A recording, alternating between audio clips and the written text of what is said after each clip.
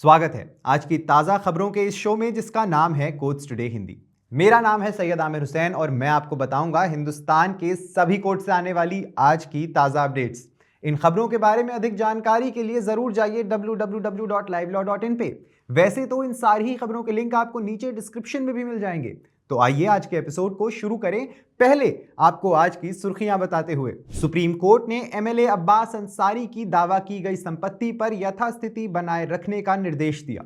यौन उत्पीड़न और वित्तीय अनियमितताओं के आरोपों पर आरजीएनयूएल यानी Rajiv Gandhi national university of law के रजिस्ट्रार निलंबित। पत्रकार पर हमला करने के मामले में तेलुगु एक्टर मोहन बाबू ने कहा, माफी मांगने और मुआवजा देने के लिए तैयार हूं। सुप्रीम कोर्ट ने अंतरिम राहत दी।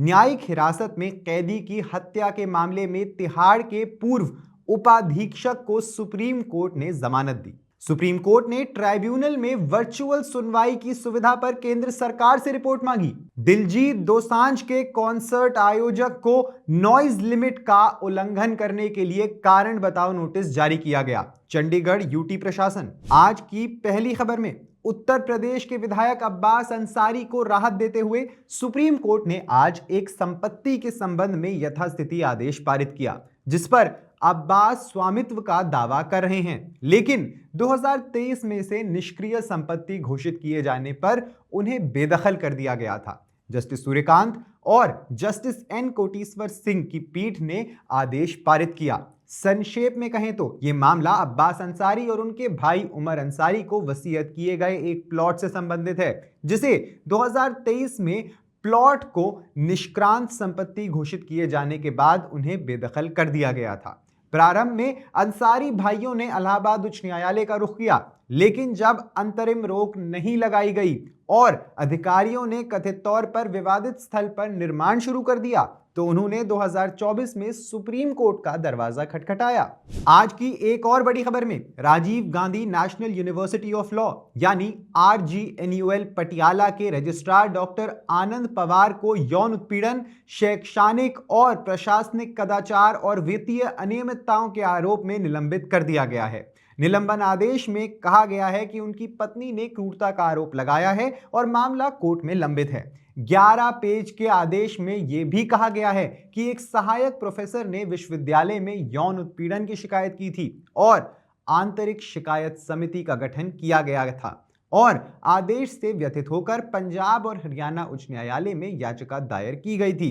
उच्च न्यायालय ने एक अनुकूल आदेश पारित किया और पवार को शिकायतकर्ता को 3 लाख रुपए का भुगतान करने का निर्देश भी दिया। पवार पर विश्वविद्यालय के रजिस्ट्रार और कार्यवाहक कुलपति के पद पर रहते हुए वित्तीय अनियमितता और व्यक्तिगत लाभ प्राप्त करके आधिकारिक पद के दुरुपयोग और विश्वविद्यालय के संसाधनों के दुरुपयोग के भी आरोप लगे हैं। अगली खबर में सुप्रीम कोर्ट ने आज 9 जनवरी को तेलुगु अभिनेता मोहन बाबू को अंतरिम राहत देते हुए आदेश दिया कि पत्रकार से मारपीट के मामले में पुलिस उनके खिलाफ कोई दंडात्मक कार्रवाई नहीं करेगी। आरोप है कि उन्होंने टीवी 9 पत्रकार के संवाददाता से वायरलेस माइक छीना और उस पर फेंक दिया, जिससे उन्हें गंभीर चोटें आईं।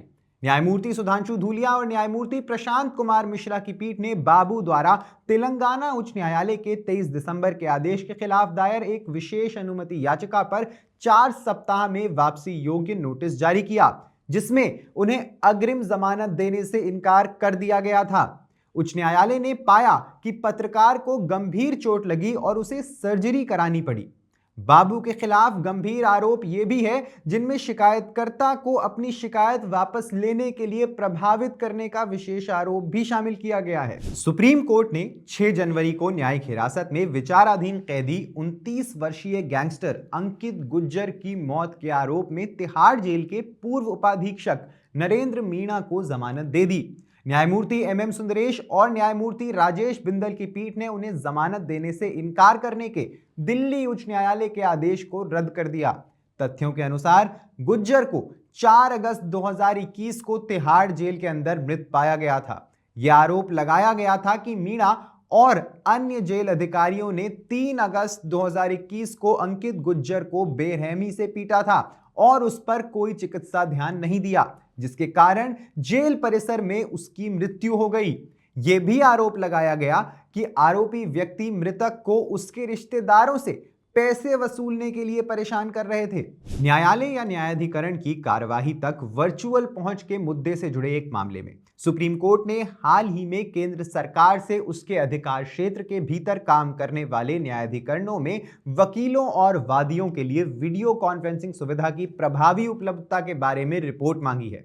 न्यायमूर्ति ऋषिकेश रॉय और न्यायमूर्ति एसवीएन भट्टी की पीठ ने देश के सभी उच्च न्यायालयों और न्यायाधिकरणों में वर्चुअल पहुंच प्रदान नहीं किए जाने का मुद्दा उठाने वाली याचिकाओं के एक समूह से निपटने के दौरान यह आदेश पारित किया। सुनवाई में एमिकस क्यूरे यानी न्याय मित्र ने बताया कि देश भर के उच्च न्यायालय वीसी सुविधाएं प्रदान कर रहे हैं। हालांकि जहां तक ट्राइब्यूनल का सवाल है, वकीलों और वादियों को सुविधाजनक वीसी सुविधाएं प्रदान करने की आवश्यकता है। यह देखते हुए कि चंडीगढ़ के यूटी प्रशासन ने पंजाबी गायक दिलजीत दोसांझ के संगीत कार्यक्रम के आयोजक को शोर के स्तर यानी डेसिबल लेवल का उल्लंघन करने के लिए कारण बताओ यानी शो कॉज नोटिस जारी किया था, पंजाब और हरियाणा उच्च न्यायालय ने गुरुवार 9 जनवरी को निर्देश देने के लिए एक जनहित याचिका यानी पीआईएल का निपटारा कर दिया। मुख्य न्यायाधीश शील नागू और न्यायमूर्ति सुधीर सिंह की खंडपीठ ने अपना आदेश सुनाते हुए कहा कि अदालत ने 13 दिसंबर को और 14 दिसंबर को संगीत कार्यक्रम आयोजित करने की अनुमति देते हुए निर्देश दिया था कि कार्यक्रम में शोर सीमा का पालन किया जाना चाहिए और परिवेशी वायु गुणवत्ता मानकों को बनाए रखना चाहिए। अधिकतम शोर स्तर 75 डेसिबल होना चाहिए, अन्यथा आयोजकों के खिलाफ दंडात्मक कार्रवाई की जा सकती है। अदालत एक निवासी रंजीत सिंह द्वारा दायर जनहित याचिका पर सुनवाई कर रही थी, जिसमें चंडीगढ़ में संगीत कार्यक्रम के लिए यातायात प्रबंधन, भीड़ नियंत्रण, ध्वनि प्रदूषण आदि पर एक विस्तृत रिपोर्ट प्रस्तुत करने के लिए यूटी प्रशासन को निर्देश देने की मांग की गई थी। ज्यादा जानकारी के लिए सब्सक्राइब करिए हमारा यूट्यूब चैनल या विजिट करिए हमारी वेबसाइट www.livelaw.in, जहां आप इन सारी खबरों के बारे में अच्छे से जान सकते हैं। लाइव लॉ हिंदी पे आपको हिंदी में सारी ताजा अपडेट्स भी मिल जाएंगी। अगर आपको ये वीडियो पसंद आया है तो इसे लाइक करिए और कमेंट करिए अपने व्यूज। हमें YouTube पर सपोर्ट करने के लिए हमारे चैनल को ज्वाइन करिए एज अ मेंबर और हमारे वीडियो को शेयर करना बिल्कुल मत भूलिएगा। आप हमें सपोर्ट करके जर्नलिज्म को प्रमोट कर सकते हैं। धन्यवाद।